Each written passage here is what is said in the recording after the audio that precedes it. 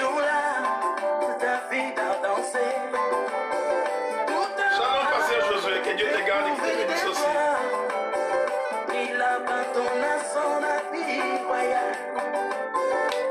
Il a porté les fautes. L'habillement est souverain sacrificateur. Il est l'image de mon Shalom, bien-aimé David. Dieu le roi, Dieu le sacrificateur.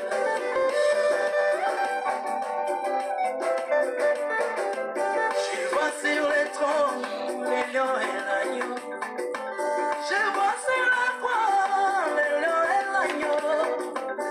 La victoire, mais aussi la grâce.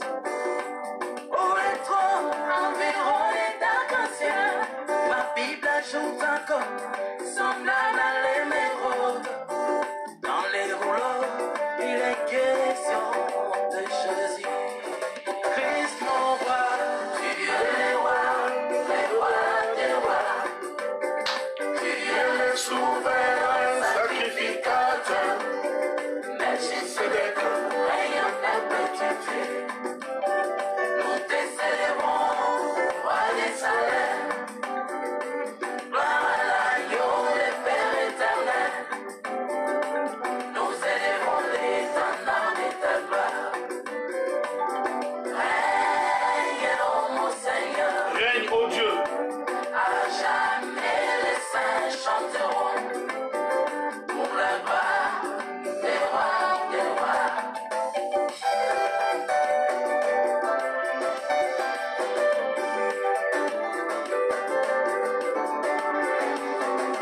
Je lis dans la Bible la merveille des mon Dieu. Toi, Zacharie, tu prendras la couronne. Tu la mettras sur la tête de Josué. Il sera sacrificateur sur son trône. Juda et Lévi en l'unisson. S'il est dont tu c'est dans ses royales. Je me chante du cèdre l'hysope. Mais comment il s'est fait serviteur. On salit, la parole fait chair. J'adore la parole, on dit ton père. La race élue, la route royale. Nous avançons vers ta demeure. Ta demeure, la perfection. Ta demeure, la félicité. Tu es le roi, Le roi, le roi, le roi. tu Tu es le souverain sacrificateur. Melchisedec, règne en perpétuité. Nous te Te célébrons, célébrons, roi des salés. roi de Salem, Jean-Paul Ngala. Shalom, shalom, bien-aimé Serge. Et la grâce soit avec vous. Et la main de Dieu sur vous également.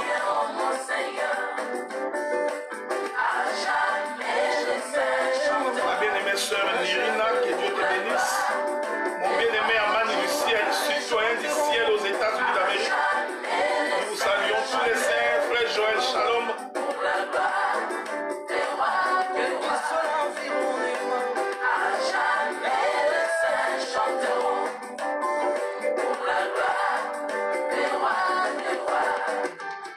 Quels que soient les temps, ce qui t'appartient te célébreront.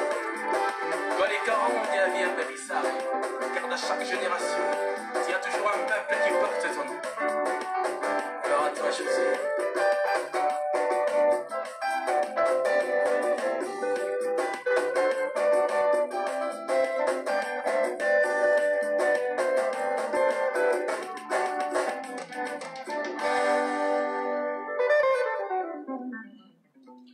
Voilà, shalom bien-aimés dans les Seigneurs, nous vous remercions tous d'être connectés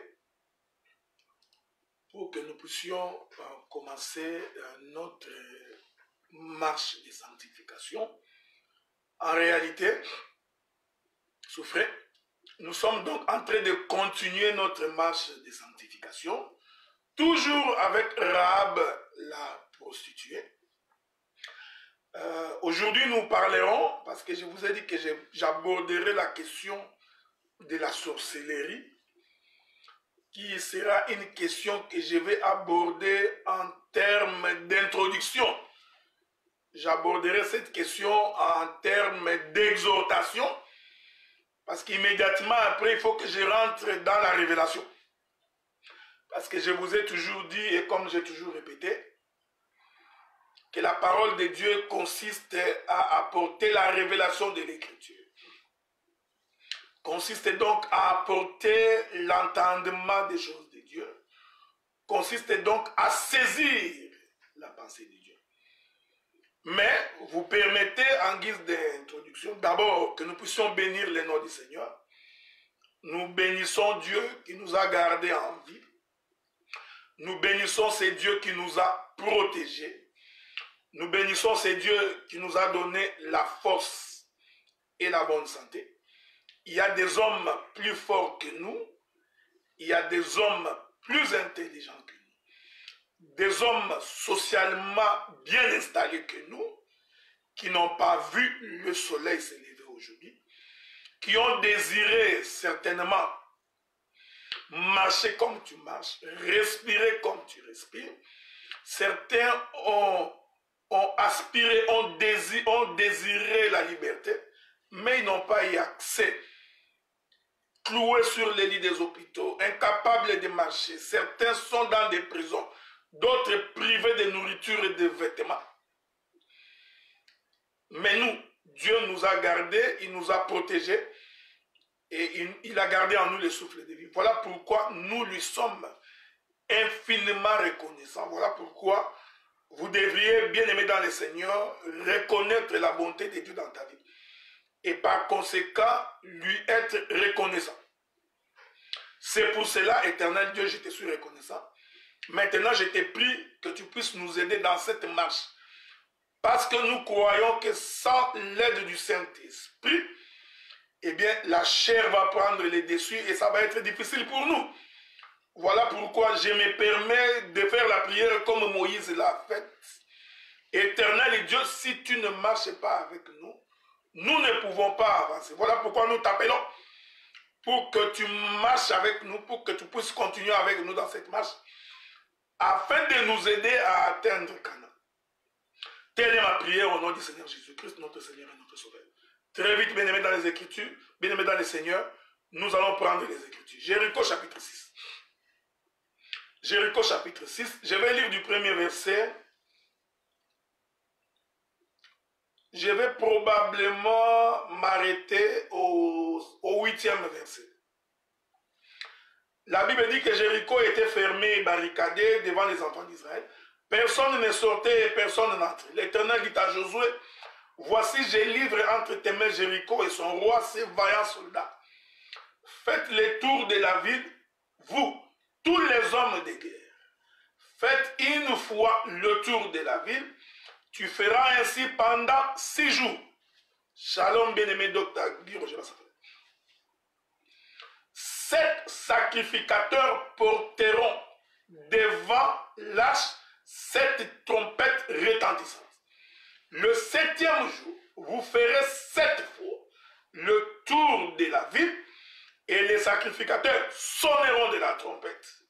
Quand ils sonneront de la corne retentissante, vous entendrez le son de la trompette et tout le peuple poussera des grands cris. Alors la muraille s'écroulera et le peuple montera chacun devant soi.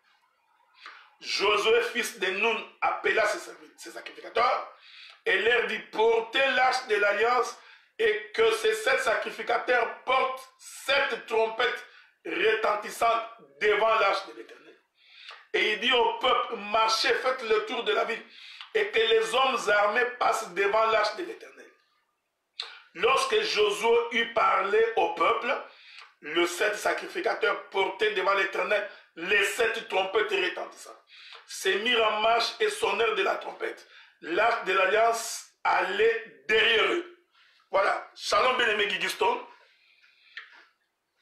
Voici la lecture de la Bible. La lecture des Écritures. Comme j'ai toujours dit, la simple lecture des Écritures n'est pas l'explication de l'Écriture. Donc quand nous lisons l'Écriture, il faut que nous en trouvions l'interprétation et l'explication. Parce que derrière chaque Écriture, derrière chaque histoire de la Bible, il y a donc la pensée de l'éternité qui est cachée. Voilà pourquoi le ministère consiste donc à révéler la pensée cachée de l'Écriture. Voilà pourquoi j'ai toujours répété, et je le dis toujours, qu'un ministre sans révélation n'est pas un ministre. Un ministre qui répète l'Écriture noir sur blanc, c'est quelqu'un qui ne comprend pas les choses de Dieu. Donc, le ministère, c'est révéler la pensée de l'éternité. Voyez-vous, c'est révéler la pensée qui est cachée dans les Écritures. C'est l'exercice auquel nous allons nous atteler parce que nous en sommes habitués. Voyez-vous? Donc, c'est pourquoi l'Éternel va d'envoyer quelqu'un sur le champ de combat. Dieu va d'abord exercer l'homme pour qu'il s'habitue, voyez-vous, à l'exercice. C'est pourquoi quand il est sur le champ de combat, il est tout à fait à l'aise. Voyez-vous, frère? Donc, nous n'avons pas l'habitude de trembler. Nous sommes également de cette génération de gens qui ne s'agitent pas. Parce que nous sommes certifiés de ce que Dieu nous a fait comme don. Et je vous ai toujours dit, frère, nous servons le Seigneur pour le royaume des cieux. Il faut que tu serves le Seigneur pour aller au ciel. Il ne faut jamais servir Dieu pour que les gens puissent te voir. Ne sers jamais Dieu parce que tu veux être en compétition avec quelqu'un.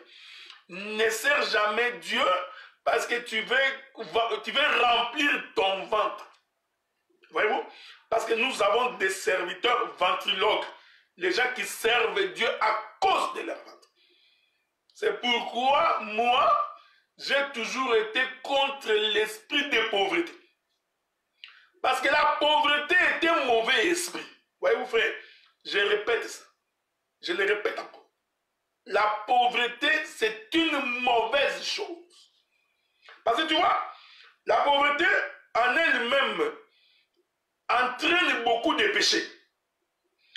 Un homme pauvre va développer la haine. Un homme pauvre va développer la jalousie. Un homme pauvre va développer l'envie. Un homme pauvre va développer la calomnie. Le pauvre, il va voler. Donc, juste la pauvreté elle-même a tout autour d'elle toute une constellation des autres péchés. Voilà pourquoi Dieu nous a appelés. L'Écriture dit, je veux que tu prospères à tous égards, comme prospère l'état de ton âme. Donc, celui dont l'âme a prospéré, nous devons également voir sa prospérité matérielle. Est-ce que vous comprenez? Ici, nous disons que la prospérité spirituelle doit, ipso facto, entraîner une prospérité matérielle. C'est pourquoi le Père Isaac, lorsqu'il bénit Jacob, il est béni de toutes les bénédictions célestes et de toute la graisse de la terre. Est-ce que vous comprenez? Donc, la pauvreté, laissez-moi vous trouver quelques écritures. Laissez-moi vous trouver quelques écritures pour que vous puissiez comprendre que ce que j'ai dit là, c'est une très bonne chose. Je ne sais pas si je trouverai l'écriture dans un livre. Laissez-moi, je cours très vite. Je prends d'abord le livre des Proverbes. Je prends le livre des Proverbes. Proverbe chapitre 22. Les riches dominent sur les pauvres et celui qui emprunte est l'esclave de celui qui prête. Ici, je suis en train d'exhorter d'abord. Je n'entre pas dans le pauvre en esprit, ils hériteront le royaume, tu vois, les pauvres Lazare. Non, non, non, ça je connais. Je suis dans l'exhortation. L'Écriture dit qu'un homme riche a la domination sur le pauvre. Vous savez que dans la révélation, nous pouvons expliquer cela. L'homme riche ici, c'est Dieu. Le pauvre, c'est nous qui n'avions pas Dieu.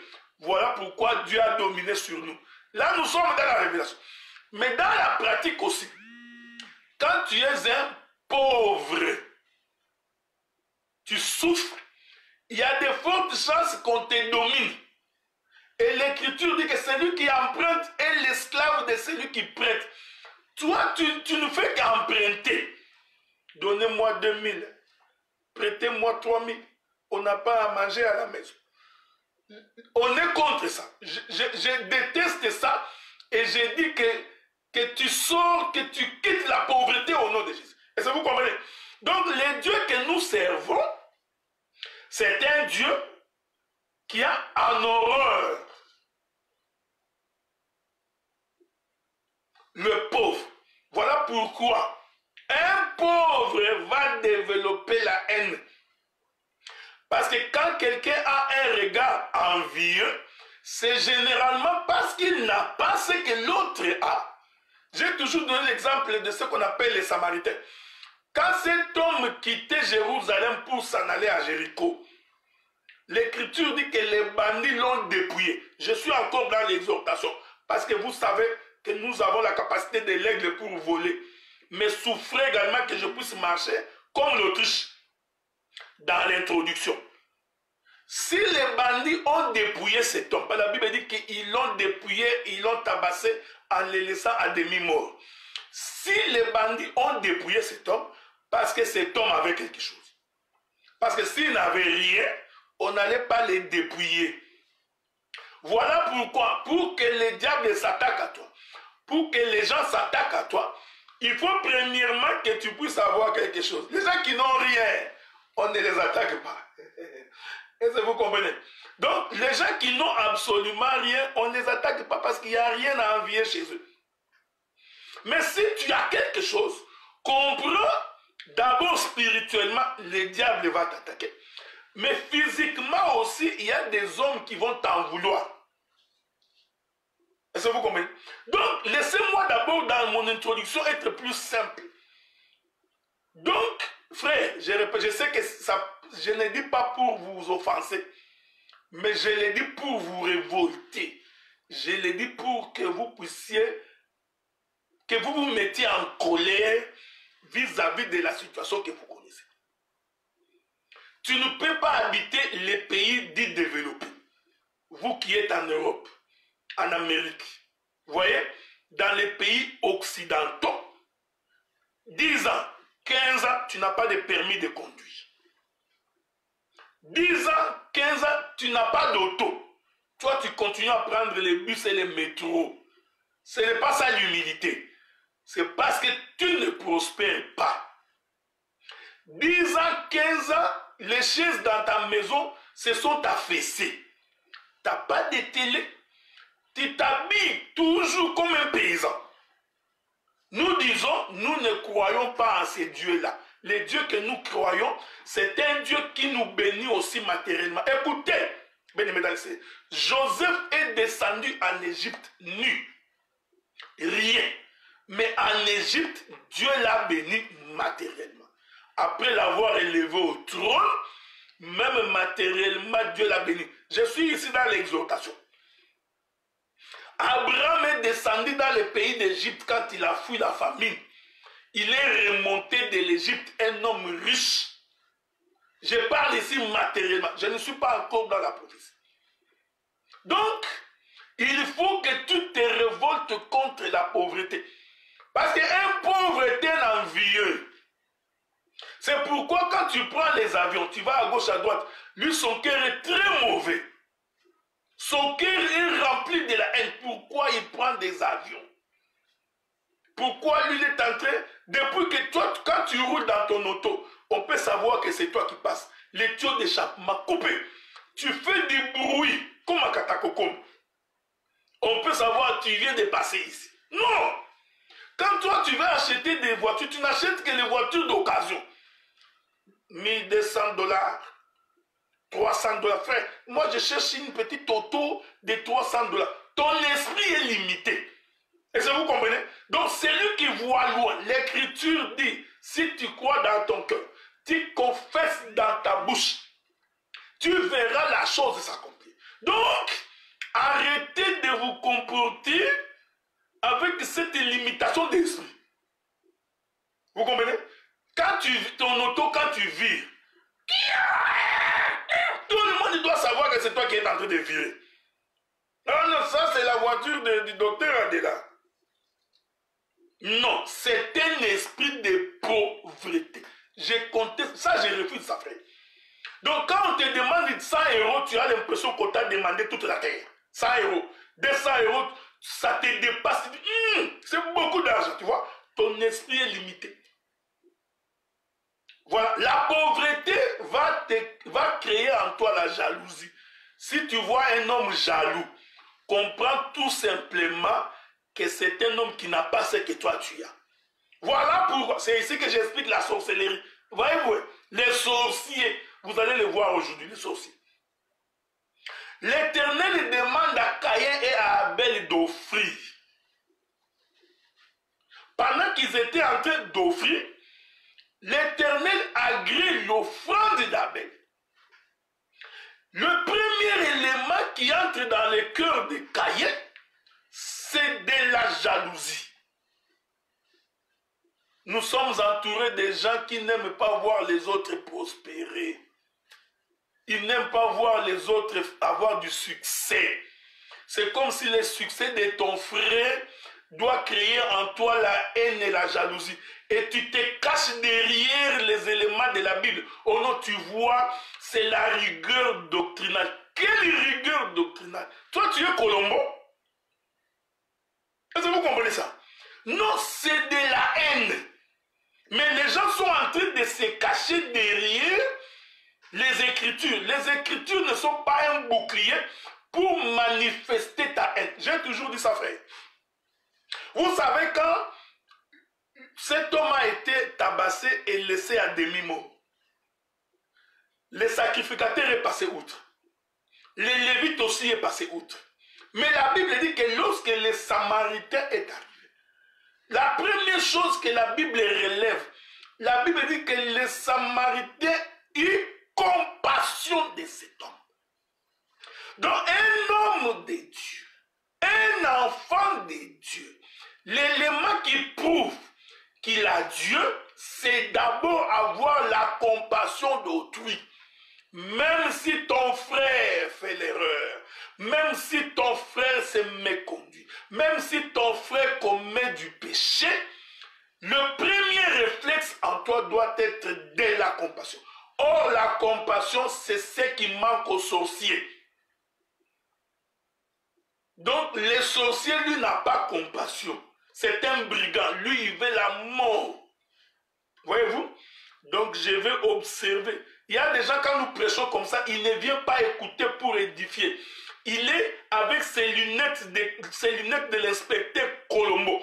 Il est en train de chercher pour trouver l'erreur, pour pouvoir crucifier son frère. Un sorcier. Tu vois? Donc un démoniaque, quelqu'un qui est possédé par un mauvais esprit. C'est pourquoi l'évangile doit d'abord créer des hommes et des femmes transformés. Des hommes et des femmes repentis et repentants. Donc nous sommes entourés de véritables... Donc là, le premier élément qui caractérise un sorcier, c'est premièrement la haine. Quand il respire, tu sens la haine. Quand il parle, tu sens la haine. Caïn a eu de la haine vis-à-vis d'Abel. Tout simplement parce que Dieu a fait grâce à Abel. Bien aimé dans le Seigneur. La Bible dit que les dons a été donné à l'Église en vue de l'utilité commune. Dieu a donné à chacun son don pour l'utilité commune. Là où je suis faible, les dons que Dieu a mis en toi, c'est pour nous aider à pouvoir avancer. Vous comprenez? Si moi, je suis spécialiste dans les révélations et que Dieu t'a donné spécialiste dans l'exhortation, parce qu'il y a des fils de l'exhortation. Donc, ce que tu fais, tu apportes également ta part de contribution dans cette marche. Parce que le corps est un, ayant plusieurs parties, et ne se subdivise pas. Mais tous les combats que vous voyez sur les réseaux sociaux, le combat entre les frères, comprenez que c'est tout simplement de la jalousie. Parce que les frères ne peuvent pas se combattre. Donc nous disons, et puis même si tu crois prétendre, tu prétends connaître et que tu as la vérité, même ta manière de parler va prouver que c'est de la haine qui t'anime. Un sorcier, c'est celui qui développe la haine. Et vous voyez, vous allez voir, frère, la haine de Caïn a amené Caïn à tuer Abel. Quand bien même qu'on l'a exhorté, Dieu l'a exhorté, frère. Dieu l'exhorte, il dit Caïn, le péché est à la porte de ta demeure. Le péché se trouve à la porte de ta maison. Domine sur le péché. Caïn n'a pas écouté. Nous avons des frères qui n'écoutent jamais. Tu lui donnes un conseil, frère, le chemin que tu prends, c'est un mauvais chemin. C'est un chemin d'un païen. Mais vous allez voir, il persévère. C'est de la sorcellerie. Parce qu'un sorcier, vous savez, frère, les sorciers, tu n'as pas besoin qu'ils soient très noirs. Vous voyez? Les sorciers, tu n'as pas besoin qu'ils soient noirs. Tu n'as pas besoin qu'ils puissent avoir les cornes. Non. Les sorciers aujourd'hui sont en veste et en cravate. C'est en Afrique qu'on se disait, tu vois quelqu'un qui n'a pas beaucoup mangé, qui a faim, qui a de la misère, tu dis, ah ça c'est un sorcier, ça c'est en Afrique. Mais dans les pays occidentaux, les sorciers sont en cravate, écharpe, bien habillé. Mais un sorcier, il est sorcier dans son comportement, il est sorcier dans ses attitudes, ses sentiments sont mauvais. Est-ce que vous comprenez ça? Les sentiments, les sorciers n'ont jamais eu compassion de quelqu'un. C'est quelqu'un, et puis je vais vous donner encore d'autres caractéristiques. Les sorciers, c'est quelqu'un qui recherche toujours l'information. Parce que tu vois un sorcier pour t'envoûter, il a besoin de l'information. Il veut savoir, tu travailles où? Tu manges comment? Qui est ta femme? Qui sont tes enfants? Les sorciers cherchent ces informations parce que sur base de ces informations, maintenant, il peut bien t'envoûter. Voilà pourquoi l'Écriture dit, quand vous construisez les temples, rebâtissez les temples, faites-les avec beaucoup de discrétion. Il y a des gens à qui il ne faut jamais ouvrir les portes de vos maisons. Parce que tu ouvres la porte de ta maison, c'est fini. Un sorcier va t'embouter. Si tu vois un frère, une soeur, qui t'appelle pour avoir les informations de l'autre, qui est toujours à la recherche de connaître la vie des autres, comprends un sorcier. Il cherche l'information pour t'envoûter. Des gens comme ça, il faut fermer les portes. Ferme complètement, frère. Ne sois même pas ami à des gens comme ça. Parce que la Bible dit, lisons le livre des psaumes. Lisons le livre des psaumes. Prenons le livre des psaumes. Parce que des fois, quand nous disons comme ça, vous dites non, ce n'est pas ça. Je prends le livre des psaumes. Psaume, chapitre 1er. Qu'est-ce qu'il dit? Les psalmistes disent ceci. Heureux l'homme qui ne marche pas selon les conseils des méchants, qui ne s'arrête pas sur la voie des pécheurs et qui ne s'assit pas en compagnie des moqueurs. Un moqueur n'était même pas sur une même table avec lui. Parce qu'il va envenimer ta vie. Il va bousiller, comme on dit. Il va bousiller complètement ton existence. Des gens comme ça, il faut refuser même de le côtoyer. Tu ne les haïs pas, mais tu ne le côtoies pas. Parce que le diable est très rusé. La Bible dit que le serpent était l'animal le plus rusé. Donc, s'il y a des ruses, il y en a qui sont plus rusés. Est-ce que vous comprenez? Parce que le serpent n'était pas le seul animal rusé dans les jardins. Il était le plus rusé. Donc, il y avait d'autres animaux qui étaient aussi rusés, mais le serpent, lui, était le plus rusé.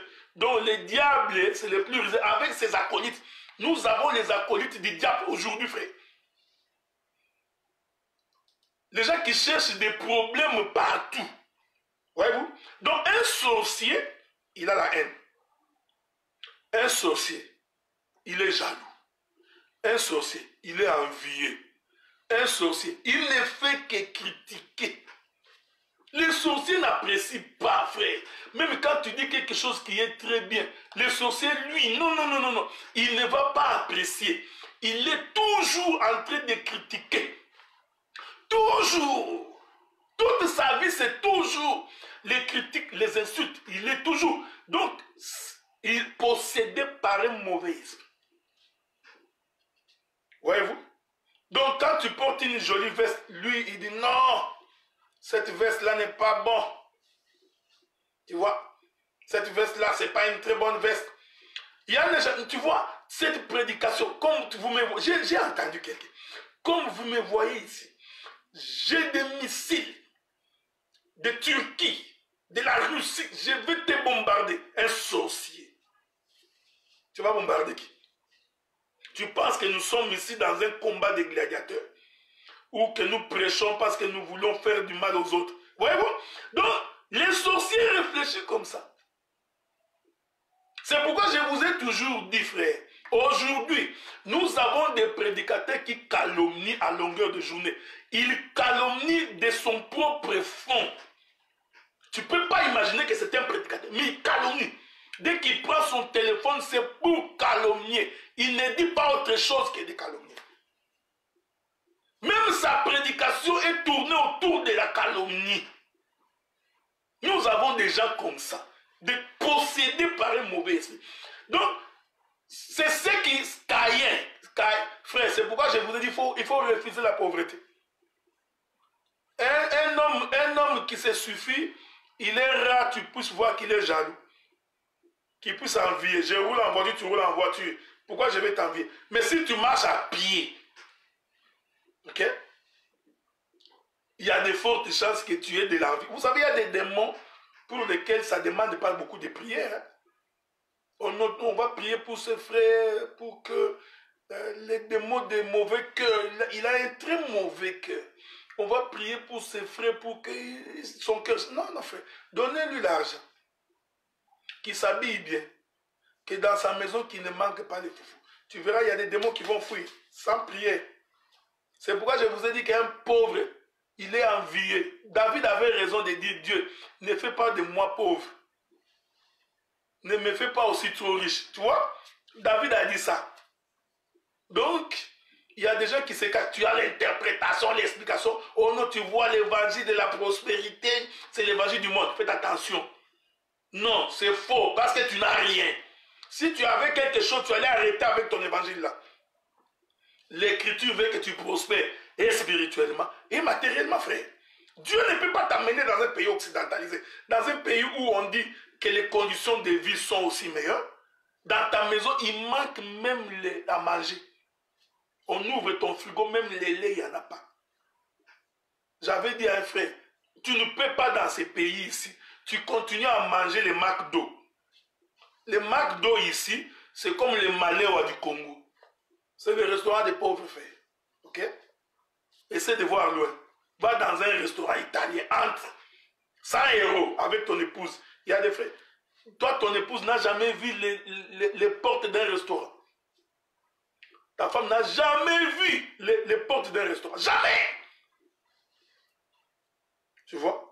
Même quand tu vas acheter les habits, tu vas dans les copes, hein, au Château Rouge. Petit, tu vois, du vol, un voleur. J'ai dit, les sorciers, c'est celui qui n'a jamais compassion de son frère. Les sorciers cherchent toujours la mort de son frère. Les sorciers cherchent la ruine de son frère. Ils ne cherchent rien d'autre. C'est ça la sorcellerie. Voyez-vous, frère? Ici, je suis en train d'exhorter.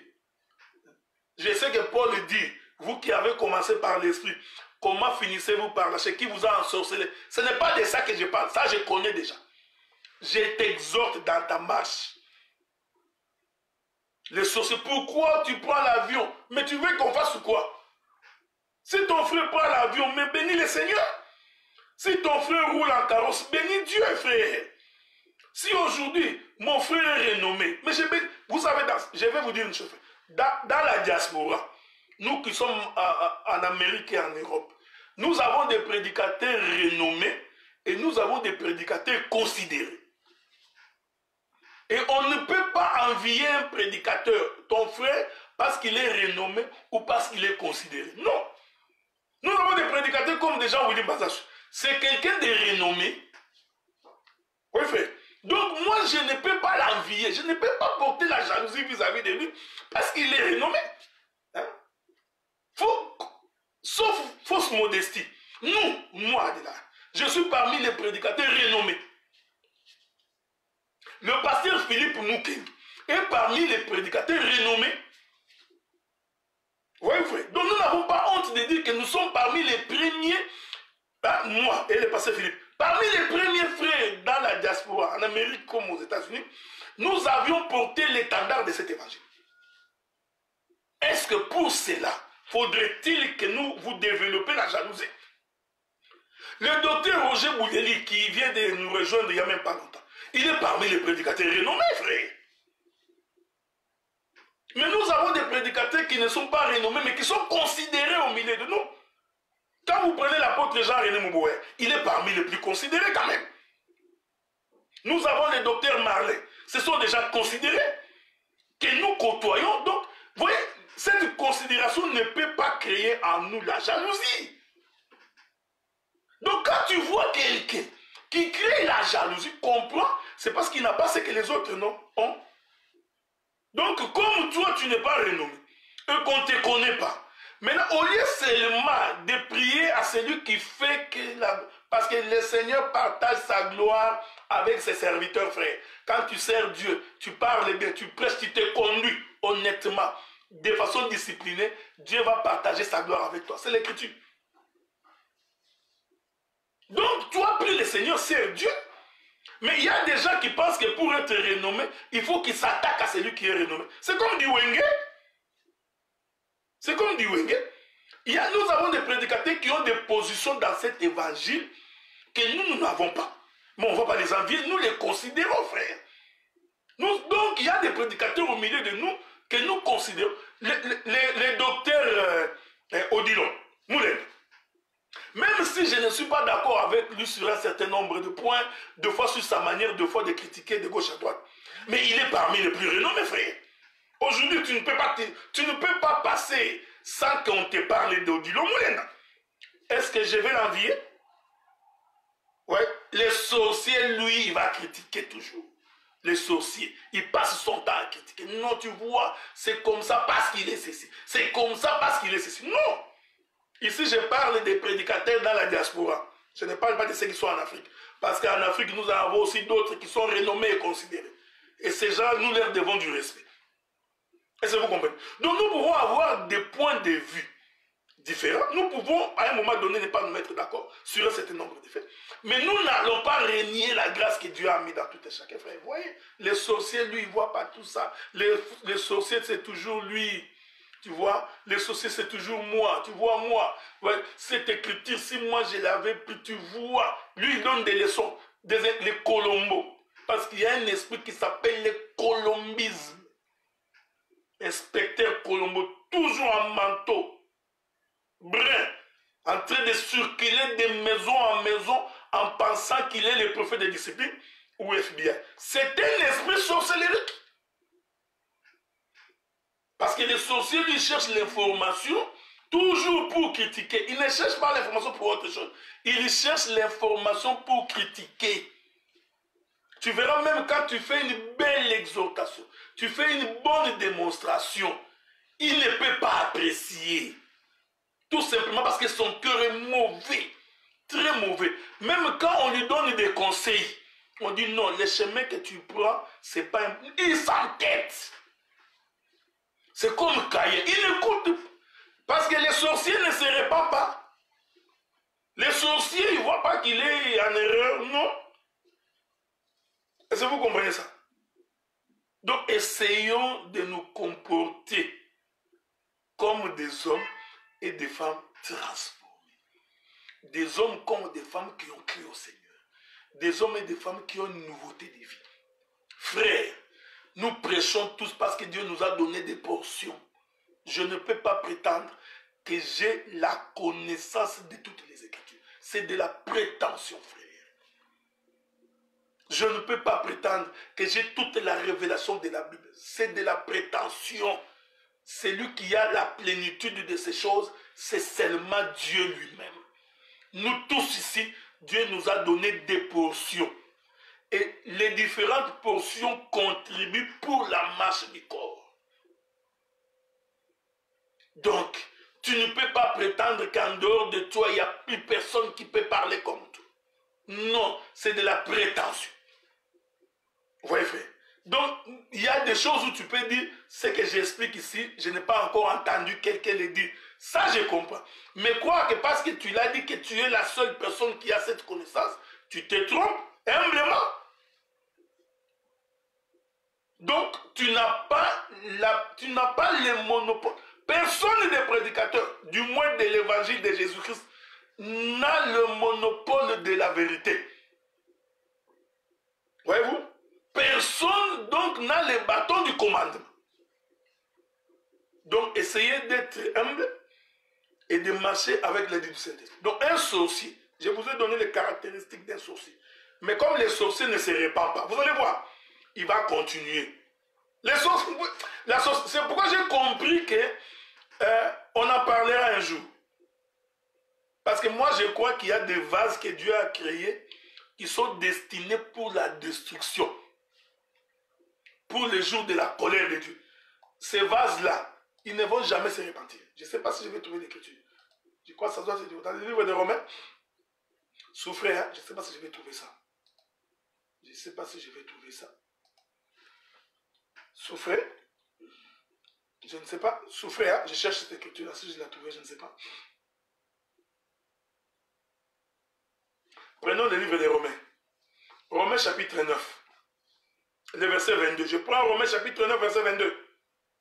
Que dire? Si Dieu voulant montrer sa colère, fait connaître sa puissance à supporter avec une grande patience des vases de colère formés pour la perdition. Et s'il a voulu faire connaître la richesse de sa gloire envers des vases de miséricorde qu'il a d'avance préparés pour la gloire. Donc il y a des vases de colère, des gens qui sont créés pour aller en enfer. Je sais que ça va énerver beaucoup, mais c'est l'écriture. Il y a des vases que Dieu a créés pour les jours de la colère de Dieu. Ces vases-là, la Bible dit, formés pour la perdition. Est-ce que vous comprenez cette notion? Formés pour la perdition. Dieu a fait un vase, mais ce vase-là ne va jamais se repentir. Même si le vase veut. Même si dans le vase, il y a la volonté. Mais comme c'est destiné à la perdition, ces vases vont se perdre. Parmi ces vases, il y a les sorciers. Ce que je dis, je mets ça entre guillemets. Moi, ça c'est moi qui je mets entre guillemets. Je ne crois pas qu'un sorcier peut se repentir. Un sorcier ne peut pas se repentir. Parce que la sorcellerie est liée à l'âme de la personne. Ça c'est ma foi, ok? Je dis avec réserve. Les sorciers, c'est un vase destiné à la perdition. C'est pourquoi tu vas voir un sorcier, même quand tu lui fais comprendre que non, mais tu ne vois pas que c'est que tu... Il reprend les mêmes bêtises d'année en année, de génération en génération, d'éternité en éternité.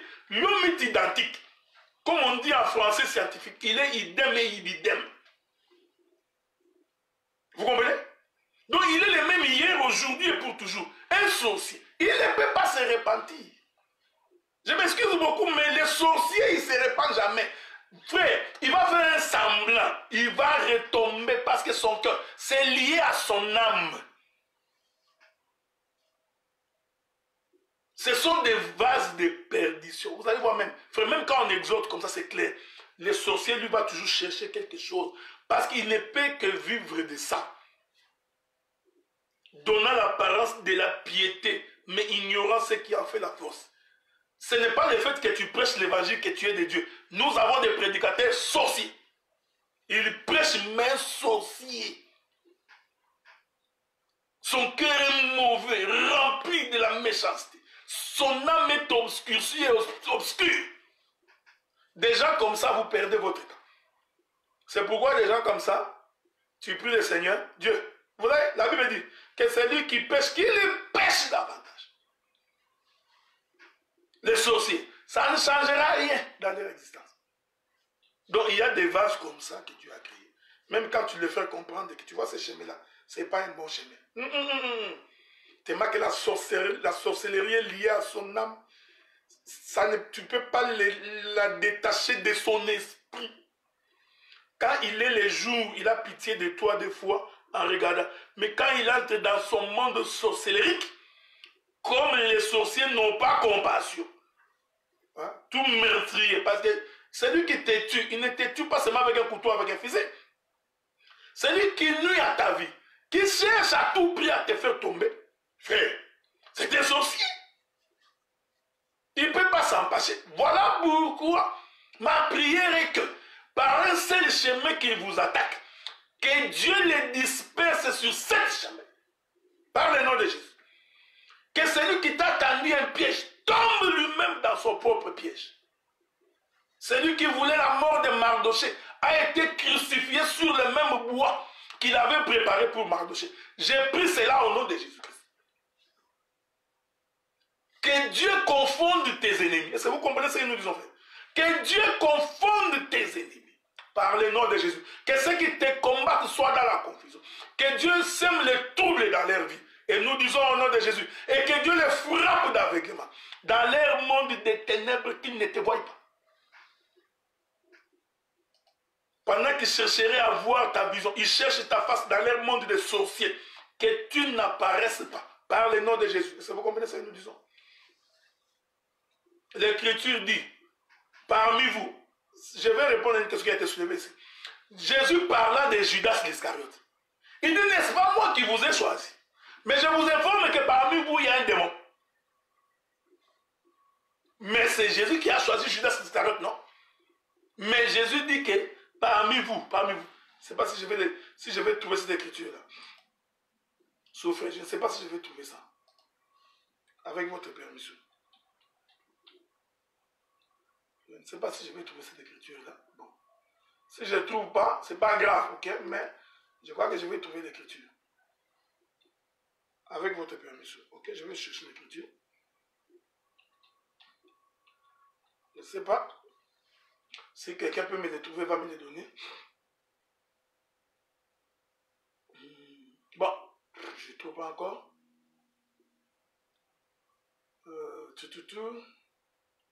Bon. Je n'ai pas encore trouvé l'écriture là. Bon, je vais le trouver plus tard. Tu vois, si quelqu'un me le trouve, il peut me l'envoyer pour que nous puissions avancer. Donc Jésus dit aux disciples, il dit, n'est-ce pas moi qui vous ai choisi? Hein? Mais parmi vous ici. Donc vous comprenez que Judas l'Iscariote avait prêché. Quand Jésus a envoyé les disciples 2 à 2, Judas l'Iscariote était parti, frère. Même quand ils ont fait des miracles, Judas l'Iscariote a fait des miracles. Il était même caissier. C'est d'ailleurs lui qui gardait l'argent. Mais c'était un démon, un sorcier. Donc, quelqu'un peut prêcher l'évangile. Il explique les crocodiles et l'hippopotame. Un démon, tout fait. C'est pourquoi la Bible dit que vous les reconnaîtrez par leurs fruits. Leur manière d'être, de se comporter. Les relations avec autrui. Vous allez voir que cet homme ici est possédé par un mauvais esprit. Et vous savez aujourd'hui ce qui a. Que Dieu te bénisse mon frère. Jean chapitre 6 verset 70. J'aime ça. Jean chapitre 6. Hein? Voilà. Jean chapitre 6 verset 70. Sois béni, bien-aimé, gloire. La Bible dit, Jésus leur répondit, n'est-ce pas moi qui vous ai choisi, vous les 12? L'un de vous est un démon. Donc, on peut avoir des prédicateurs démoniaques, sorciers. Il prêche, mais dans sa sorcellerie. Même quand il explique l'écriture, c'est dans sa sorcellerie. Est-ce que vous comprenez ça? Est-ce que vous comprenez ça? Donc, nous avons des prédicateurs sorciers. Donc que ça ne vous étonne pas. Ça, c'était l'introduction de mon exhortation. Je continue à dire que moi, j'ai levé l'option de marcher avec des hommes convertis, de marcher avec les hommes repentis et repentants, de marcher avec des hommes qui craignent Dieu, des gens qui ont un cœur sincère et honnête. Ça, c'est l'option que j'ai levée. Donc, les gens qui passent leur temps dans des critiques, dans des insultes, qui passent leur temps dans des querelles, je ne marche pas avec eux. Je vous avais dit, moi je n'ai pas honte de dire, hein? J'ai dit, tout ministre doit avoir une vision. J'ai la vision de marcher, de créer, de faire une lignée des hommes intègres. Des hommes qui ont le respect d'autrui. Des hommes bien éduqués et des femmes bien éduquées. Et qui ont les soucis des compatriotes, comme on dit. Quand je parle de compatriotes ici, je veux dire qui ont les soucis des autres frères. Qui ont les soucis des autres fils de Jacob. Est-ce que vous comprenez ça? Ça, c'était l'exhortation. Ça a pris quoi? Presque 1 heure d'exhortation. J'ai l'habitude de parler, frère. Donc, nous avons le souffle du buffle. Ouais, nous pouvons parler pendant 2 heures. Je vais introduire, parce que si je parle pendant 2 heures, vous allez vous fatiguer. Je vais introduire, parce que nous allons continuer les samedis prochains. Rentrons dans les livres de Josué.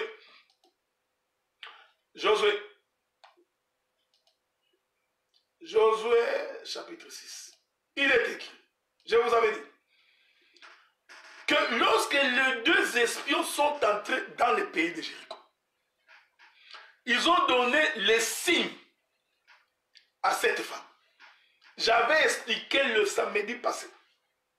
Les fils cramoisis suspendus à la fenêtre dans la ville de Jéricho. Je viens de publier cette vidéo sur mon compte YouTube. Donc, quand vous partez sur mon compte YouTube, vous avez le choix de taper mon évangile en un seul mot. Vous ne les séparez pas. En un seul mot, vous tomberez sur ma page. Parce qu'il y a plusieurs pages de l'évangile éternel. Donc, ma page à moi, c'est mon évangile en un seul mot. Ou bien, vous pouvez taper Dr Adela Ndaye. Vous tomberez sur ma page. Abonnez-vous. Comme ça, chaque fois que je publierai une vidéo, vous pouvez aller suivre cette vidéo-là. Allez. Donc, toutes mes prédications qui sont sur Facebook, je commence à les jeter. Hein? Je commence à les transférer sur mon compte YouTube. De telle sorte que même 5 ans, 10 ans plus tard, vous aurez toujours la possibilité d'aller suivre ce que nous avons dit. Ok? Déjà, la prédication de samedi passé, je ne l'ai déjà mis sur ma page YouTube. Regardez. Et je continue à dire que notre projet de la radio, nous continuons à collecter l'argent. Nous sommes arrivés à peu près à 800 $. Il nous manque encore 1700 $. Maintenant, regardez, frère. Le fil cramoisi a été donné à cette femme, comme le signe. Maintenant, nous sommes arrivés le jour où Israël doit entrer à Jéricho. Je vais introduire ça pendant une quinzaine de minutes parce qu'il y a beaucoup de choses à dire ici. Je reviendrai le samedi prochain. Donc, je vous donne l'appétit pour que vous reveniez le samedi prochain. Voici comment Israël va entrer en Jéricho. Dieu dit, vous allez faire le tour de la ville. Ce n'est pas tout le peuple qui fait le tour de la ville. L'Écriture dit, les hommes de guerre vont donc faire le tour de la ville. Et la Bible dit, vous en ferez une fois pendant 6 jours. Écoutez-moi maintenant. Pour prendre Jéricho, Israël doit tourner la ville une fois. Il va s'asseoir. Deuxième jour, une fois. Il va s'asseoir. Il fera ce tour-là 6 fois pendant 6 jours. Est-ce que vous me suivez, frère? Ici, je suis en train d'abord de répéter l'écriture. Donc, pour entrer à Jéricho, il faut une marche de 6 jours. En raison d'un tour par jour. Est-ce que vous comprenez ça? Suivez bien. Parce que ici, beaucoup de gens n'ont jamais compris. Non, tu vois, le mur de Jéricho est tombé à cause de la louange. Non. C'était une question de marche. Écoutez-moi. Et l'écriture dit ceci. J'aime ça. Josué 6, verset 4. 7 sacrificateurs porteront devant l'arche 7 trompettes. Le 7e jour, vous ferez 7 fois le tour de la ville et les sacrificateurs sonneront de la trompette. Donc nous comprenons que les 6 premiers jours de la marche, la trompette n'a pas sonné. Est-ce que vous m'écoutez, frère? Écoutez. Dis-moi si tu n'as pas la révélation. Comment tu vas expliquer ces choses? Les 6 premiers jours de la marche, on marchait, mais sans que la trompette ne sonne. La Bible dit maintenant, au 7e jour, 7 sacrificateurs vont maintenant porter l'arche. Et devant l'arche, porteront devant l'arche 7 trompettes retentissantes. Le 7e jour, vous ferez 7 fois le tour de la ville et les sacrificateurs sonneront de la trompette. Voilà. Donc, les 6 premiers jours, ils ont fait la marche, les hommes de guerre, sans nécessairement qu'il y ait de la trompette qui sonne. Mais nous comprenons que la trompette était là, mais elle n'a pas sonné. Je ne suis pas prophète. Hein? Mon ministère n'est pas la prophétie. Donc nous laissons les ministres prophètes d'entrer pour aller expliquer les 7 trompettes, parce que chacun a sa chambre. Moi, j'ai le respect de la chambre d'autrui. Hein? Mais ici, c'est les doctorats. Voyez-vous? Toujours dans les mêmes thèmes. Prenons une écriture. Prenez une écriture. Qu'est-ce qui est écrit? Laissez-moi vous trouver une écriture. Non, souffrez. Attendez. Je prends le livre des Nombres. Prenons le livre des Nombres. Avec votre permission. Je ne sais pas si je vais trouver ça. Voilà. Prenons. Attends. Je suis en train de chercher une écriture dans les livres des Nombres.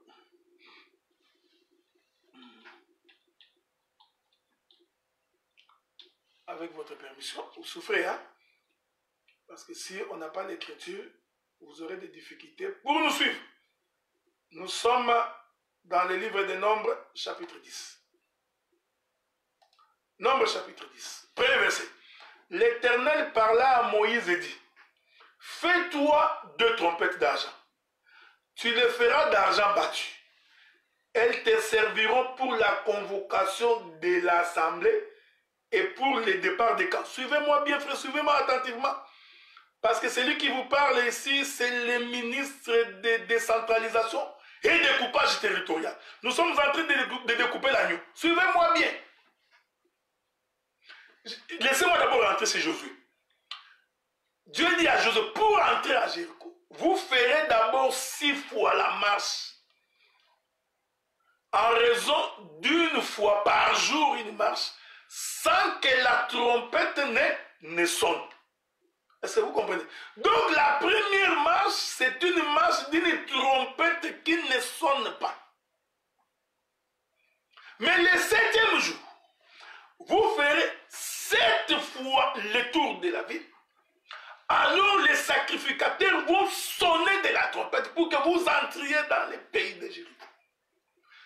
Je suis entré, maintenant je voudrais épouser Josué avec Moïse. Parce que l'évangile, c'est un mariage entre l'homme et la femme. Est-ce que vous comprenez? C'est pourquoi l'homme quittera son père et sa mère s'attachera. Voyez mon frère. Donc ici, vous comprenez que dans mon interprétation, Moïse c'est le mari, Josué c'est la femme. Je vais les épouser pour qu'ils soient ensemble. Nombre chapitre 10, premier verset. L'Éternel dit à Moïse, parla à Moïse et dit, fais-toi 2 trompettes d'argent. Tu les feras d'argent battu. Ils te serviront pour la convocation de l'assemblée et pour le départ du camp. Voilà. Il y a 2 trompettes que Dieu dit à Moïse de faire. La première trompette, c'est pour rassembler. Est-ce que vous me suivez, frère? Donc nous comprenons que quand Israël est en train de faire le tour de la ville 6 fois, en réalité, c'était le rassemblement. Écoutez-moi bien, écoutez. Voyez, frère, j'ai toujours dit que moi, je suis ce conducteur. Quand j'ai conduit, tu auras des difficultés pour me voir, comment je viens. Parce que nous avons des prédicateurs, dès qu'il entre sur la voie, tu sais où il vient. Hein? Tu peux voir, il vient ici, il va finir par ici. Mais nous sommes de ces prédicateurs, comme l'a toujours dit mon bien-aimé docteur Moustapha, c'est comme les vieillards qui a bu du vin, qui est ivre, et qui marche en tâtonnant. Il va à gauche, il va à droite, mais il va arriver dans la tente d'assignation. Dieu dit à Moïse, donc la première trompette, ça sera pour convoquer l'assemblée, alors que la deuxième trompette, c'est pour le départ du camp. Est-ce que vous me suivez? Verset 3, quand on en sonnera, toute l'assemblée se réunira auprès de toi et à l'entrée de la tente d'assignation. Si l'on ne sonne qu'une trompette, les princes et les chefs des milliers d'Israël se réuniront auprès de toi. Quand vous sonnerez avec éclat, ceux qui campent à l'Orient partiront en premier. Donc la première trompette, elle ne sonne pas. Voyez, frère, ici il faut faire attention parce que ça ne sonne pas avec éclat. Donc quand Israël est en train de faire le tour, les gens de Jéricho ont observé, mais il n'y avait pas de bruit. Ils ont tout simplement marché. Et nous disons, frère, cette marche de 6 jours, on formait les camps. J'aime ça, j'adore ça. Rentrons dans le livre de Genèse. Rentrons dans le livre de Genèse, bien aimé dans le Seigneur. L'Écriture dit, il est où l'Écriture? Laissez-moi vous trouver l'Écriture. J'aime ça, j'aime ça. J'ai toujours dit, quand tu entends quelqu'un répéter, j'aime ça, comprends que c'est mon disciple. Hein? C'est mon disciple. Même s'il ne veut pas l'accepter, mais c'est moi. Prenons Genèse chapitre 1er. Verset 27. Dieu créa l'homme à son image. Il les créa à l'image de Dieu. Il créa l'homme et la femme. Vous pouvez descendre. Le verset 31. Dieu vit tout ce qu'il avait fait et voici c'était très bon. Il y eut un soir, il y eut un matin. Ce fut le 6e jour. Voyez, frère. Donc, Dieu a créé l'homme le 6e jour. Est-ce que vous me suivez? Est-ce que vous me suivez? Hein? Non, mais bien aimé Guigui, j'ai beaucoup de disciples, même quand ils n'acceptent pas. Quand tu entends quelqu'un dire non, je charge de bandes d'autoroute, différentes autoroutes, ça ce sont mes disciples. Voyez, vous, frère? Donc, ce sont mes disciples. Quand quelqu'un dit qu'il toque, j'aime ça, comprends, mon disciple. C'est pas pour dire quelque chose de condescendant, mais pour que vous compreniez que nous avons aujourd'hui beaucoup de Nicodèmes. Des gens qui nous suivent en coulisses, mais qui nous critiquent en public. C'est ce qui est malheureux, quoi. Il vient se ressourcer en public, en coulisses, mais quand il sort devant les gens, il veut prétendre. Sauf que son langage va l'accuser. Donc, le 6e jour de la création, Dieu va donc créer l'homme. Donc l'homme, c'est un rassemblement du 6e jour. Est-ce que vous me suivez, frère? Parce que le 6e jour, Dieu va rassembler la poussière de la terre pour former un camp. Le camp qui s'appelle Adam. Or, l'écriture que je vous ai donnée dans le livre de Josué, pour prendre Jéricho, le peuple a d'abord dû marcher pendant 6 jours. Donc nous comprenons que les 6 jours de la marche d'Israël tout autour de Jéricho, c'était en réalité la création de l'homme. Est-ce que vous comprenez ça, frère? En cette création de l'homme, sans éclat, qui n'a pas retenti. Est-ce que vous me comprenez, frère? La création de l'homme ne fait pas beaucoup de bruit. C'est pourquoi les prophètes et les sages Salomon dit, lorsqu'on est en train de construire les temples, il faut qu'il y ait des carrières. Dans les carrières, on est en train de tailler les pierres. Une fois que les pierres sont taillées, on vient poser la pierre doucement, sans bruit, dans les temples. Est-ce que vous comprenez? Donc c'est de la trompette sans éclat. Est-ce que vous comprenez ce que nous avons fait? Écoutez, écoutez bien, parce que c'est ici la sagesse des Salomon. C'est ici que nous vous amenons pour que vous compreniez qu'un ministre de Dieu, c'est celui qui a l'œil au-dessus de l'œil, qui ne voit pas comme tout le monde. C'est pourquoi Dieu nous a appelés à l'élévation. Nous sommes élevés pour que nous puissions voir différemment du peuple. Ce qui est dangereux, c'est lorsque le peuple commence à voir plus que les ministres. Tu dois descendre de la chaîne.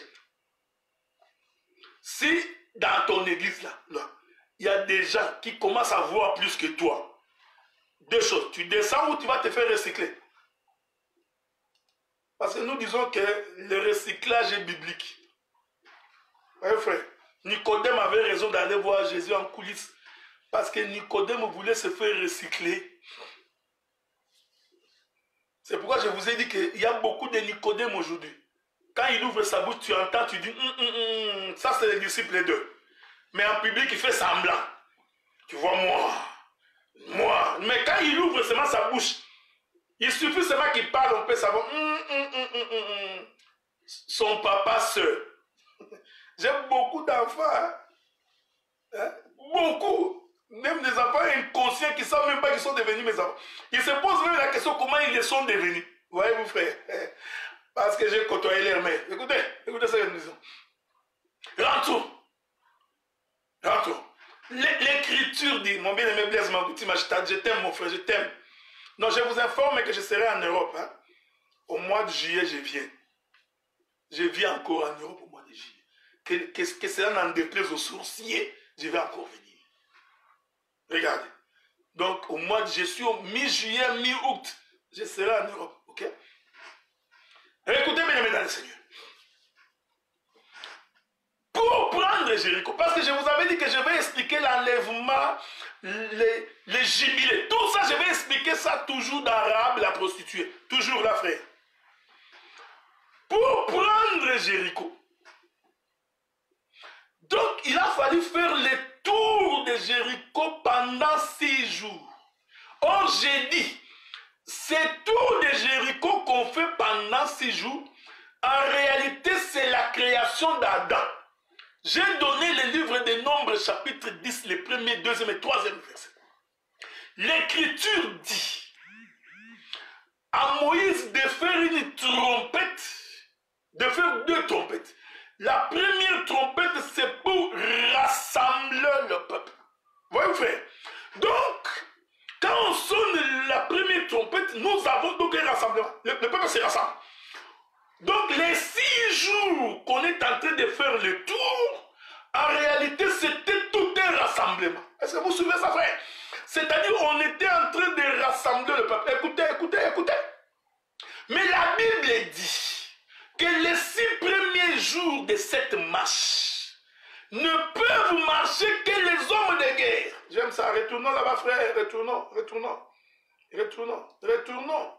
Josué chapitre 6. Retournons. Il est écrit. La Bible dit, Josué chapitre 6, verset 3. Faites le tour de la ville, vous tous, les hommes de guerre. Faites une tour, tous les tours de la ville, tu feras ainsi pendant 6 jours. Donc, les 6 premiers jours, ce n'est pas tout le peuple qui a marché.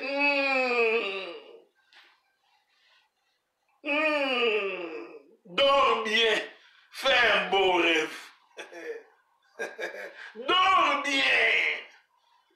Je veux que tu puisses bien dormir pour bien rêver. Parce que quand tu rêves très mal, tu auras des cauchemars. Les 6 premiers jours, ce n'est pas tout Israël qui a marché. n'ont marché les 6 premiers jours que les hommes de guerre. Est-ce que vous me suivez, frère? Or, les hommes de guerre qui marchent dans les 6 premiers jours, en réalité, c'est l'œuvre de la croix.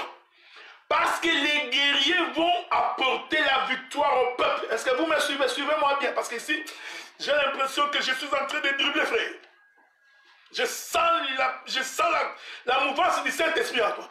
Donc, écoutez, frère. Écoutez.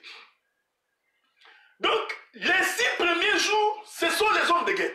Or, les hommes de guerre, ils y vont pour donner la victoire au peuple. En d'autres termes, les gens qui ont marché les 6 premiers jours, c'était David. Vous comprenez? Parce que David était un guerrier. David a remporté. David, écoutez. La Bible dit, j'aime ça.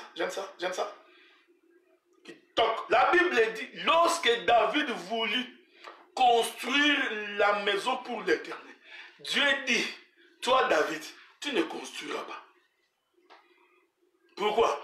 Parce que tu es un homme de guerre. Tes mains sont pleines de sang. Tu es un combattant. Est-ce que vous comprenez, frère? Donc, David, c'est celui qui combat. Ici, je suis en train de parler au fils des prophètes. Or, le combat ici veut dire donner la victoire au peuple. Avoir la victoire sur le péché. En d'autres termes, c'est l'expiation du péché. Est-ce que vous comprenez ce que nous disons, frère? Donc, le peuple est resté. Les hommes de guerre ont fait le tour. Pour donner le repos au peuple au 7e jour. Je reviendrai là-bas plus tard. Donc, les hommes de guerre qui marchent, vous comprenez que c'est David? Donc, les rassemblements, c'est la trompette sans éclat. Donc, la première trompette qui rassemble le peuple, en réalité, c'est David. C'est pourquoi, pour construire la maison de Dieu, c'est David qui a rassemblé les ustensiles de la maison. Est-ce que vous me suivez, frère? Oh, c'est David qui est en train de rassembler les ustensiles de la maison de l'Éternel. En réalité, ce sont les poussières de la terre qu'on est en train de rassembler. Ouais? Pour que ces poussières puissent donner un corps.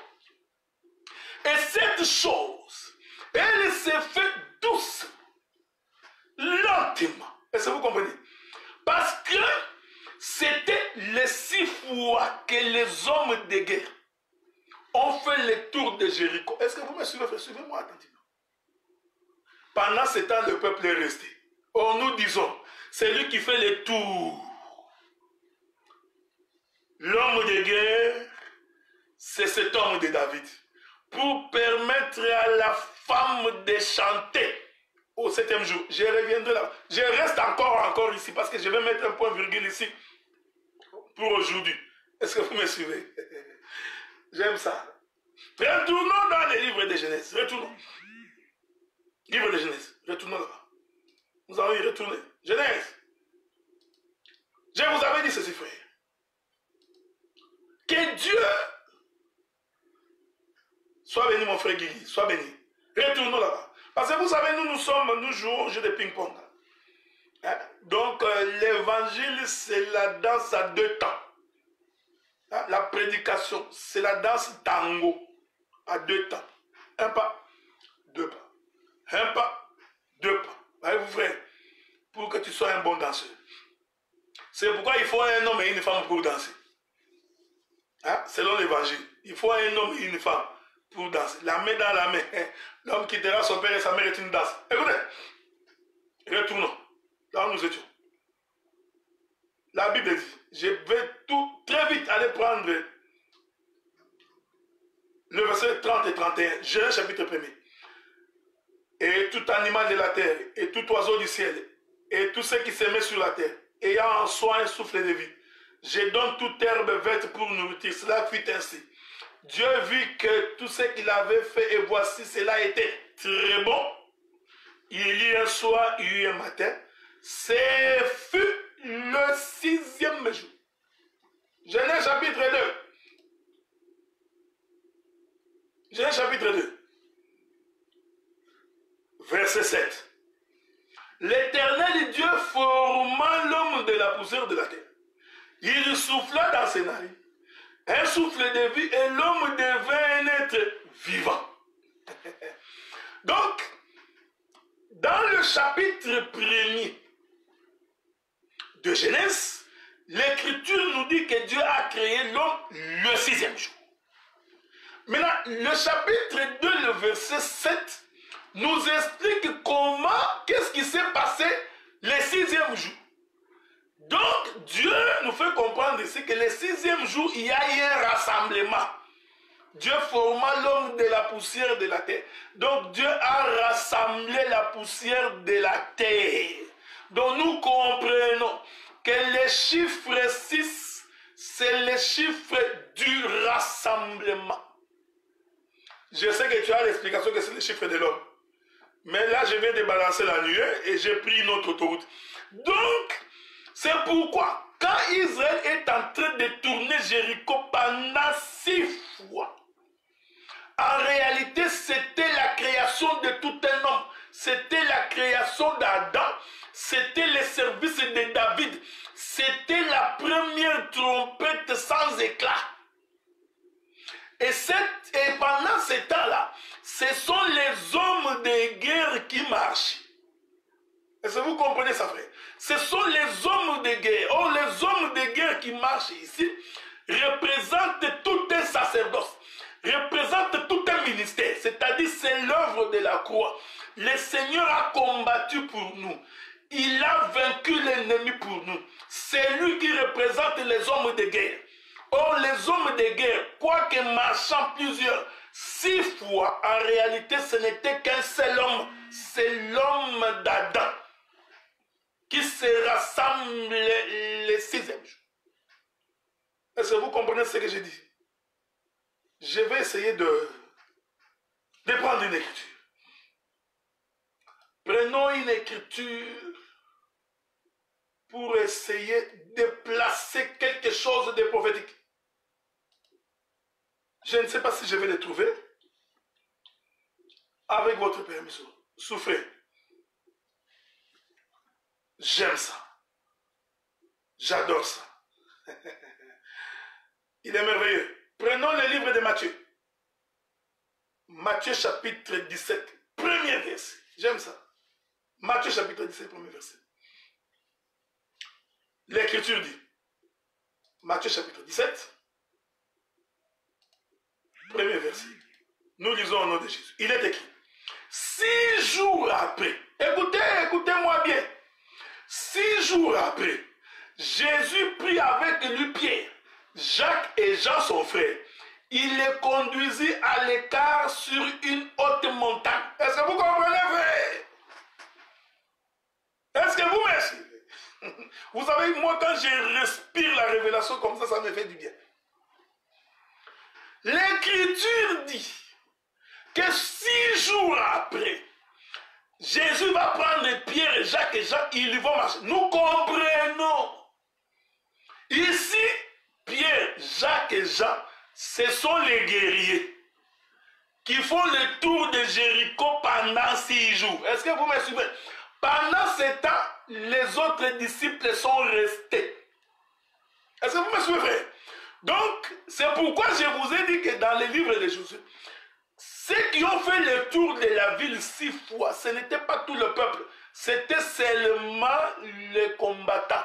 C'était seulement les guerriers. Est-ce que vous me suivez, frère? Donc, 6 jours après, parce que ici, je n'ai pas le temps de vous expliquer beaucoup de choses, parce que dans cette marche, Jésus était en train d'aller démontrer qu'il est l'homme. Mais je ne veux pas avancer là-bas. Parce que si j'avance là-bas, vous serez perdu dans les révélations. Parce que moi, je dors dans les révélations. Je me baigne dans la révélation. Donc, la révélation, c'est ma nourriture. Est-ce que vous comprenez ça? Il y a une autre écriture. Il y a un bien-aimé qui m'a donné quoi? Jean 17, verset 20. Allons voir ce qui est écrit là-bas. Jean 17, verset 20. Qu'est-ce qui est écrit? Ah, c'était juste une exhortation. Donc, prenons le livre de Marc. Marc, je crois, chapitre 9. Deuxième verset. L'Écriture dit, la Bible dit, 6 jours après, Jésus prit avec lui Pierre, Jacques et Jean. Il les conduisit seuls à l'écart sur une haute montagne et il fut transfiguré devant eux. Je laisse ces choses ici parce que je vais en parler le samedi prochain.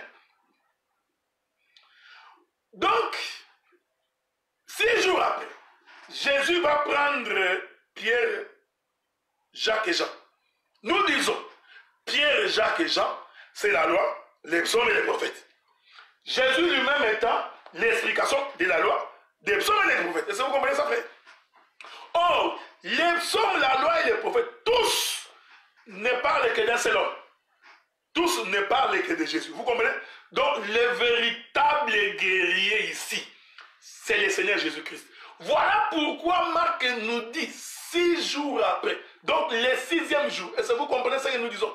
Donc, il y a tout un mystère autour du chiffre 6. Mais je reviendrai parce que c'est lié au chiffre 7. Est-ce que vous comprenez ce que nous disons?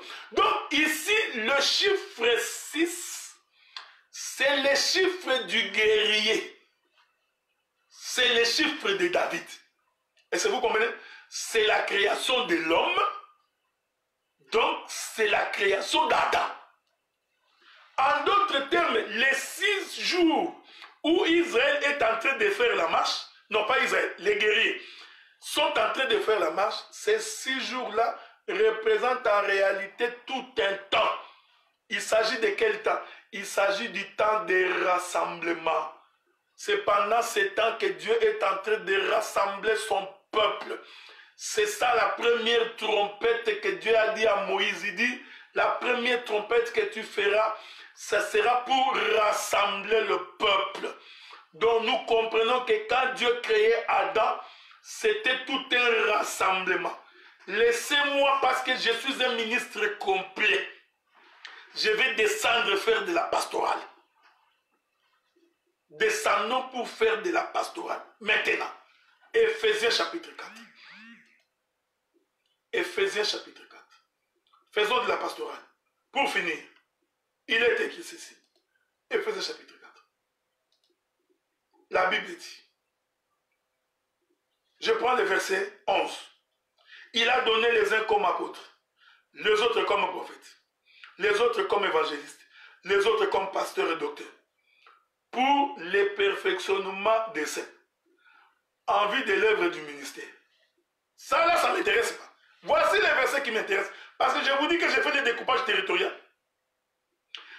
Et de l'édification du corps de Christ. Ah, voilà. Donc le ministère, c'est une construction. Donc le ministère consiste à construire, donc à créer un édifice. Est-ce que vous me suivez?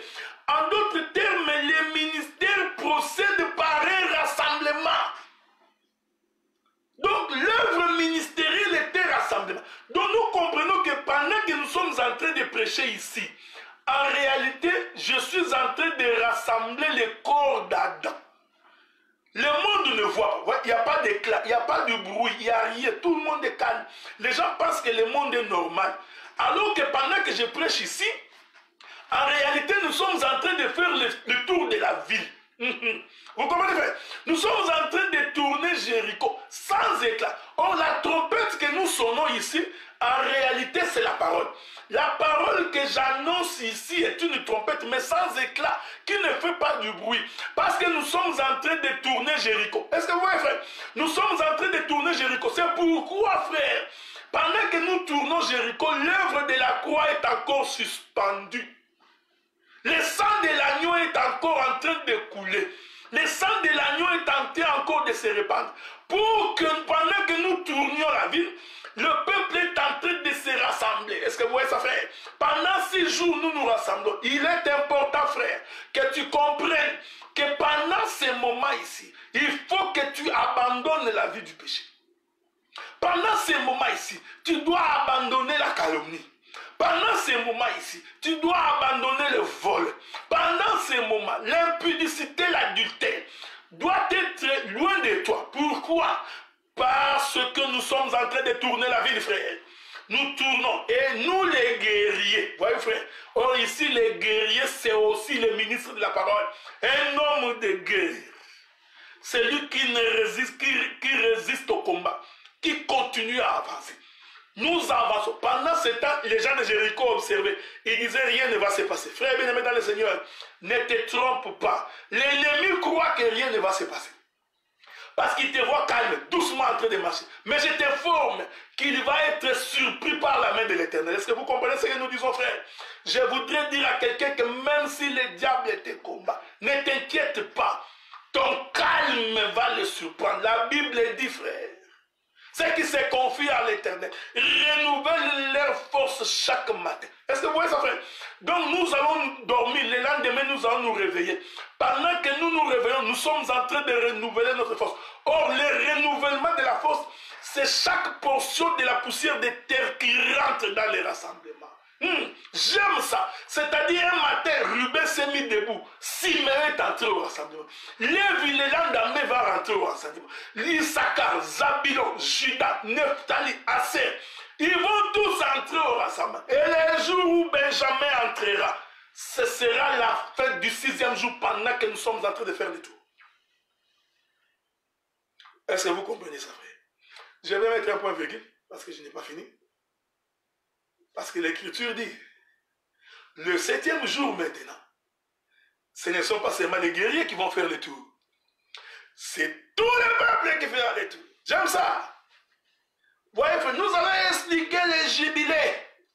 Parce que l'Écriture dit, le 7e jour, vous ferez le tour 7 fois. Oh, le chiffre 7 fois 7 nous donne le chiffre 49. Oh, l'Écriture dit, à la 49e année, voyez-vous frère, ça va être la fin de l'esclavagisme pour qu'à la 50e année, nous entrions dans les jubilés. Je vais expliquer ça le samedi prochain. Combien de fois pardonnerai-je à mon frère? 70 fois 7 fois. Je t'informe que c'est les jubilés. Bien-aimé dans le Seigneur, ça fait quoi? Ça fait 1h35 que je parle. Donc, nous sommes en mode silencieux. J'aime ça. Tous les appareils en mode silencieux. Nous sommes en train de tourner la ville. Il y avait un calme terrible quand Israël tournait la ville. Et les gens de Jéricho se posaient la question, mais pourquoi ces gens ici tournent la ville? Pourquoi font-ils le tour de la ville? Oh, bien-aimé dans le Seigneur, nous faisons le tour de la ville pour aller ramasser les fils de l'éternité. Est-ce que vous comprenez ça, frère? Le tour de la ville, nous sommes en train de rechercher les fils de l'éternité. Nous avons traversé vers l'Allemagne. Ah, nous sommes arrivés. Oh! Mon bien-aimé fiston est en Allemagne. Nous sommes passés par ici pour t'avoir. Tu entres dans la marche. Nous continuons. Oh, nous nous sommes tournés vers Strasbourg. Nous arrivons là-bas, oh mon bien-aimé Yannick était là-bas. Vous voyez, frère? Donc, le tour de la ville, frère, nous sommes en train de rassembler la poussière de la terre. Nous rassemblons la poussière de la terre. Parce qu'au 6e jour, Adam doit être complet. C'est-à-dire que tous ceux qui sont membres du corps sont dans les rassemblements. Mais nous sommes en mode silencieux. Il n'y a pas de bruit. C'est pourquoi, frère, Israël a traversé la mer Rouge la nuit. Il traversa aussi les jours de la nuit. C'est de la trompette, frère, qui sonne sans éclat. Pendant que nous prêchons ici, frère, nous prêchons pour que tu changes ta vie. Nous prêchons pour que tu sois transformé. Nous prêchons pour que tu sois quelqu'un de nouveau. Est-ce que vous comprenez? Les samedis prochains, je n'ai pas fini. Je prendrai les 7 fois 7 du 7e jour. Nous allons expliquer les jubilés. Dans les jubilés, nous allons expliquer la Pentecôte. Parce que je t'informe que la Pentecôte s'est passée dans les tours de Jéricho. Oh, éternel Dieu, notre Père. Voilà. Que la gloire te soit rendue, toi qui nous as donné le souffle de vie. et qui a permis à ce que nous puissions avec nos bien-aimés être ensemble. Je continue pour dire, nous sommes toujours en train de faire notre collecte pour notre radio. En tout cas, j'ai urgemment besoin d'un 200 € qu'il faut remettre à un frère qui est à Paris pour que nous puissions ne fût-ce que finir la conception du site de notre radio. C'est tout ce qui nous manque. On a déjà fait une grande partie, il nous manque ça. Donc si tu veux nous faire ces dons-là, fais-moi savoir. Je te donnerai les coordonnées d'un frère qui est à Paris pour que tu puisses lui transférer ces 200 €. C'est tout ce qu'il attend. Pour pouvoir concevoir d'abord le site de la radio. Au moins là, les ordinateurs et autres peuvent attendre. Parce que toute la matière que nous avons, nous voulons couler cela sur la radio pour que les gens soient nourris. Je vous informe que je prendrai encore l'avion au mois de juillet l'année prochaine. Mi-juillet, mi-août, je suis en Europe. Donc, ce n'est pas de ma faute si j'ai des invitations. Les gens ne font que m'inviter. Donc, je serai en Europe probablement pour 3 semaines ou un mois. Voyez-vous? Donc, cette fois-ci, je serai accompagné de mon corps. Donc, je vais amener mon corps cette fois-ci. Donc, comme Abraham est descendu en Égypte avec son corps, donc je viendrai avec mon corps. Que l'Éternel Dieu du ciel vous bénisse. Nous rappelons que nous bénissons Dieu pour l'événement de dimanche passé. Ceux qui étaient avec nous à Gatineau, c'était une très très belle journée. Nous étions très nombreux, donc nous avons rassemblé tous les saints. Donc l'Assemblée des saints de Gatineau se porte très bien et en bonne santé. L'Assemblée des saints de Montréal également se porte très bien et en bonne santé. Donc ne nous oubliez pas dans vos prières et recommandez notre sort entre les mains de Dieu afin que Dieu puisse se souvenir de nous et qu'il nous garde. Okay? Que le Seigneur Dieu du ciel vous bénisse. On se fixe rendez-vous le samedi prochain.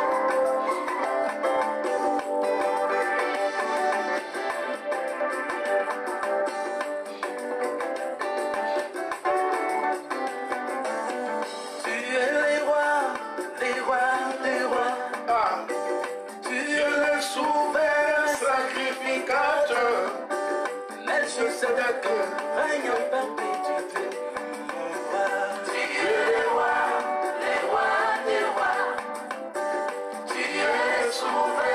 Sacrificateur, Melchisedec, règne en perpétuité. Nous te célébrons, roi des salets. Gloire à l'agneau, le Père éternel. Nous célébrons l'éternel et ta gloire. Règne, ô mon Seigneur, à jamais les saints chanteront. La gloire des rois, des rois.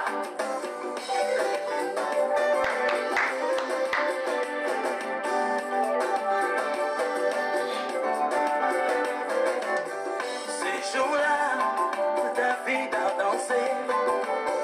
Tout un roi, dépourvu des gloires. Il abandonna son habit royal. Il a porté l'habillement des souverains sacrificateurs. Il est l'image de mon Seigneur. Dieu le roi, Dieu le sacrificateur.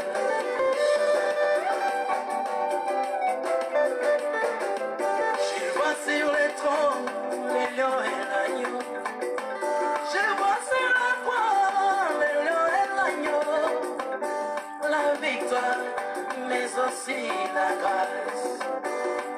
Oh, les trônes environnés d'arc-en-ciel, ma Bible ajoute encore, semblable à l'émeraude. Dans les rouleaux, il est question de choisir. Christ mon roi, tu es le roi des rois. Qui est le souverain sacrificateur. Melchisedec, règne en perpétuité. Nous te célébrons, roi des salets. Gloire à l'agneau, le Père éternel. Nous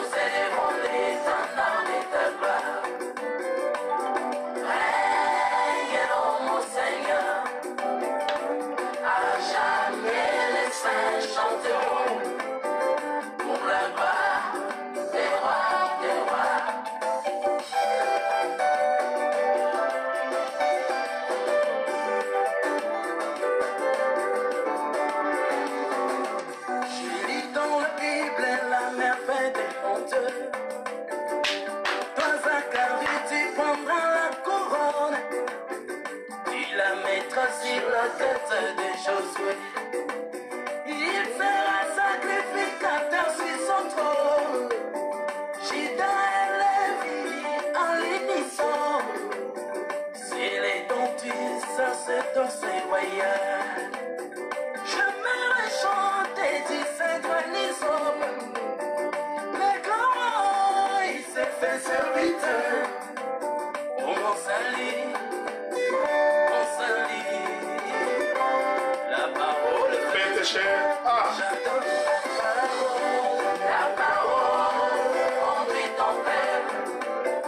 La race élue dans la route royale. Nous avançons vers ta demeure. Ta demeure, la perfection. Ta demeure, la félicité. Tu es le roi des rois. Tu es le Souverain sacrificateur, Melchisedec, règne à perpétuité. Nous te célébrons, roi des Salem. Gloire à l'agneau, le Père éternel. Nous élevons l'éternel et ta part. Règne, oh mon Seigneur. À jamais les saints chanteront. À jamais pour la gloire des rois des rois. Te chanteront. À jamais les saints chanteront. Pour la gloire des rois des rois. Soit l'environnement. À jamais les saints chanteront. Pour la gloire des rois des rois. Quel que soit l'état, ce qui t'appartient te célébreront. Toi les 40 et la vie impérissable, garde à chaque génération, s'il y a toujours un peuple qui porte ton nom. Alors à toi, José.